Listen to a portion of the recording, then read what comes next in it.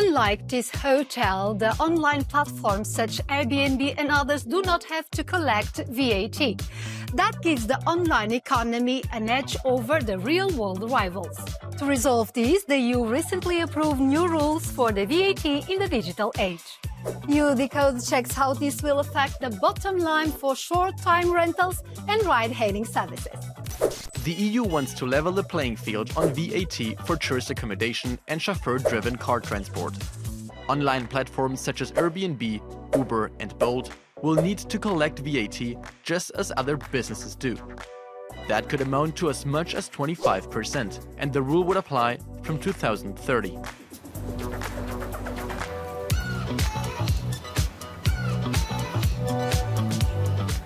But when new taxes squeeze company profits, it's often the customer that ends up paying a higher price. So let's see what some people in Brussels and in Athens think of this idea.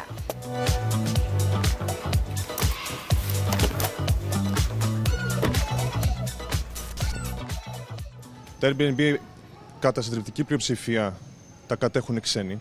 Από ό,τι έχω δει και στο εξωτερικό αυτό το πράγμα έχει συμβεί. Δηλαδή σε χώρες των Βαλκανίων βλέπεις Airbnb τα οποία τα έχουν περισσότερο ξένοι. Στην ουσία όλα αυτά τα λεφτά φεύγουν έξω από τη χώρα. Θα πρέπει να υπάρχει μια ίση μεταχείριση. Σίγουρα θα βοηθήσει το ελληνικό κράτος μια υψηλή φορολόγηση στον Airbnb. Από την άλλη θα αποθάρρυνε την είσοδο τουριστών. Προσωπικά πιστεύω ότι θα πρέπει να έχουμε μια ήπια φορολόγια. Δηλαδή ούτε αρκετά υψηλή ούτε αρκετά χαμηλή. I think it could put people off travelling. So yeah, I think that would be quite impactful. It makes it fair if they have to do it as well. Because we're paying it in hotels, so why shouldn't you pay it with an Airbnb? And the money is raised helps the protection of the city and keeps it clean and makes the tourist attractions more attractive. It'll either force Airbnb providers to lower their prices a little bit, or the demand will go down, I guess.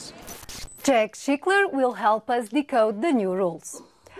So the online companies themselves will collect VAT, not the service providers such as landlords of apartments or car drivers. Why is that?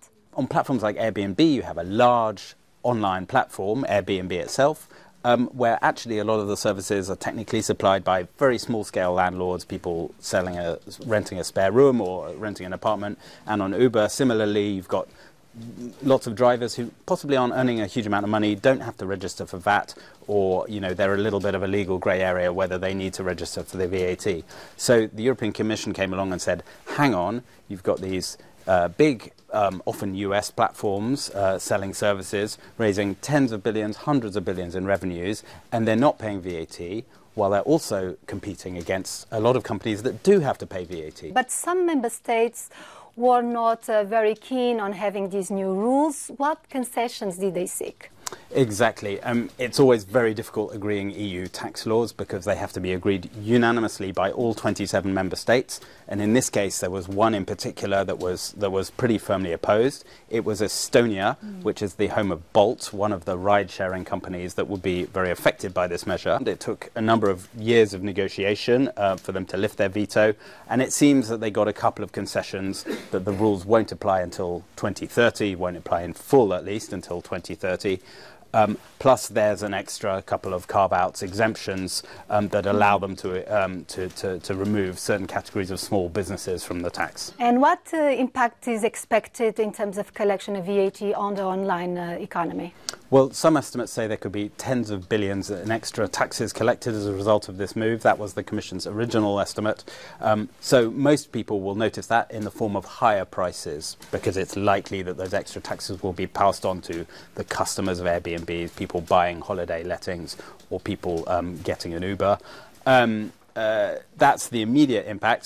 We are going to have to see how individual member states implement these measures, because they have a number of years to do so and a number of different ways they might choose how to apply certain exemptions and so on.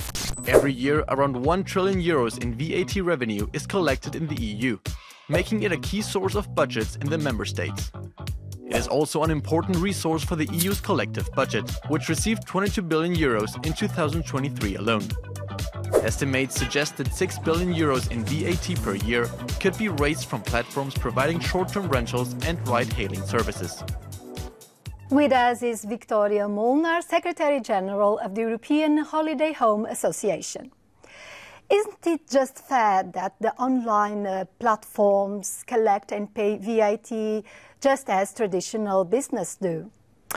In our view, in the industry's view, we believe that it is unfair. And the deemed supplier regime, which is being introduced on online short-term rental platforms and also transportation platforms, we believe it does the opposite. It actually defeats the level playing field between the online short-term rental accommodation and the traditional businesses, hotels. It will, of course, increase the prices for the consumers.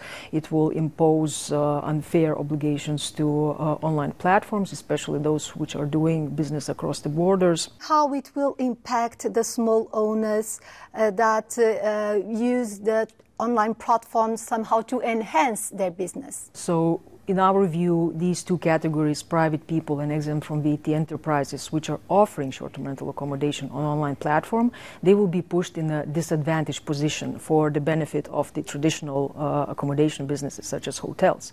Why? Because the price will increase for the consumer, meaning that consumers will start searching for a cheaper accommodation options.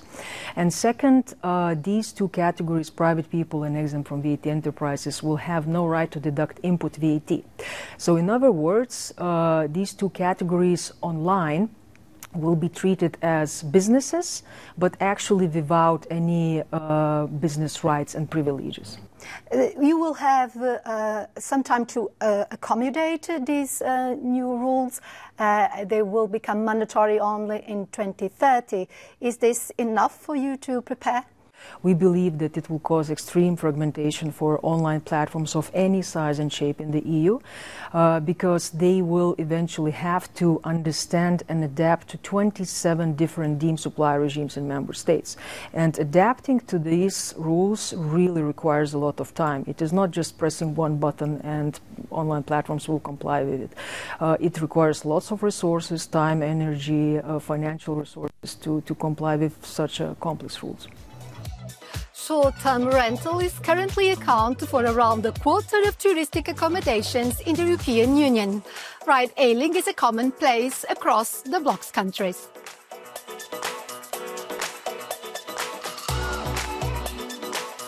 But by imposing VAT on these online businesses, does Europe risk killing the goose which lays the golden eggs?